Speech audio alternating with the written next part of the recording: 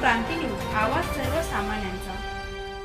कळवण जून 2026 अखेर ओतूर धरणाचे काम पूर्ण करून पावसाळ्यात पाणी अडविण्याचे नियोजन। आमदार नितीन पवार यांची पाहणी। कळवण तालुक्यातील बहुचर्चित ओतूर धरणाच्या विशेष दुरुस्तीचे काम सध्या युद्धपातळीवर सुरू असून या कामाची पाहणी आमदार नितीन पवार यांनी शुक्रवार 16 जानेवारी रोजी केली। यावेळी त्यांनी धरणातील सुरू असलेल्या विविध कामांची सविस्तर माहिती घेत जलसंपदा विभागाच्या अधिकाऱ्यांना आवश्यक सूचना दिल्या।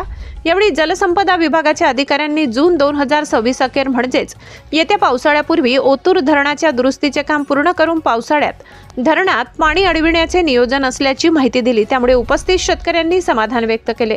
ओतूर धरणाच्या विशेष दुरुस्तीच्या कामाला डिसेंबर 2024 मध्ये सुरुवात झाली असून सध्या काम वेगाने सुरू आहे। आमदार नितीन पवार यांनी जलसंपदा विभागाचे कार्यकारी अभियंता मनोज ढोकचवडे यांच्यासह शेतकऱ्यांसमवेत प्रत्यक्ष धरणस्थळी पाहणी केली। शेतकऱ्यांनी उपस्थित केलेल्या विविध प्रश्नांना अधिकाऱ्यांनी सविस्तर उत्तरे दिल्याने शेतकऱ्यांचे समाधान झाले। धरणाच्या दुरुस्तीचे काम पुढील 4 ते 5 महिन्यात पूर्ण करण्याचा जलसंपदा विभागाचा प्रयत्न आहे। दुरुस्ती पूर्ण झाल्यानंतर ओतूर धरणात 91 दशलक्ष घनफूट पाणीसाठा होणार असून ओतूर परिसरातील 8 ते 10 गावातील शेतजमिनी सिंचनाखाली येणार आहेत।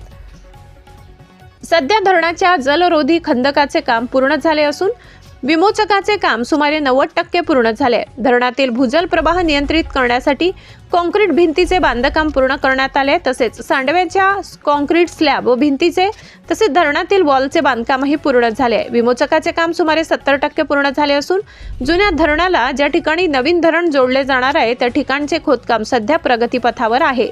या सर्व कामांची प्रत्यक्ष पाहणी आमदार नितीन पवार व शेतकऱ्यांनी केली। यावेळी राष्ट्रवादी काँग्रेसचे तालुका अध्यक्ष राजेंद्र भांबरे, जलसंपदा विभागाचे कार्यकारी अभियंता मनोज ढोकचवडे, उपविभागीय अभियंता देवीप्रसाद सोनवणे, कनिष्ठ अभियंता गजानन फटपुरे, ठेकेदार मंदार भापकर, रविकांत सोनवणे, हरिभाऊ पगार, युवराज मोरे, रमेश दसपुते, हिरामण वाघ, निंबा देशमुख, दीपक आहेर, ज्ञानेश्वर पवार, नामदेव अहिरराव, दत्ता भोये, देवेंद्र मोरे, राजू पाटील, शांताराम मोरे, अश्विन मोरे यांच्यासह मोठ्या संख्येने शेतकरी उपस्थित होते।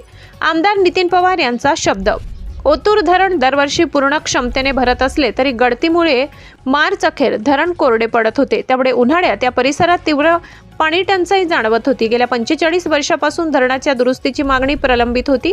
विधानसभा निवडणुकीत हा प्रश्न मार्गी लावण्याचा शब्द मी शेतकऱ्यांना दिला होता। शासन स्तरावरून 45 कोटी रुपयांचा निधी मंजूर करून तो शब्द खरा केलाय। स्वर्गीय एटी पवार यांनी पाहिलेले ओतूर धरणाचे स्वप्न साकार करण्यासाठी माझे प्रयत्न सुरू आहेत।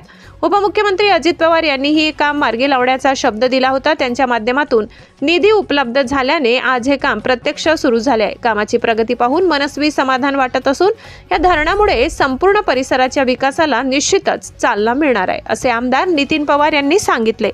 महाराष्ट्र क्रांती न्यूज साठी वृत्त संकलन विभाग, कळवण। अशाच नवनवीन बातम्या पाहण्यासाठी आमच्या महाराष्ट्र क्रांती न्यूज या YouTube चॅनलला लाईक करा, सबस्क्राईब करा आणि बेल आयकॉनला प्रेस करा।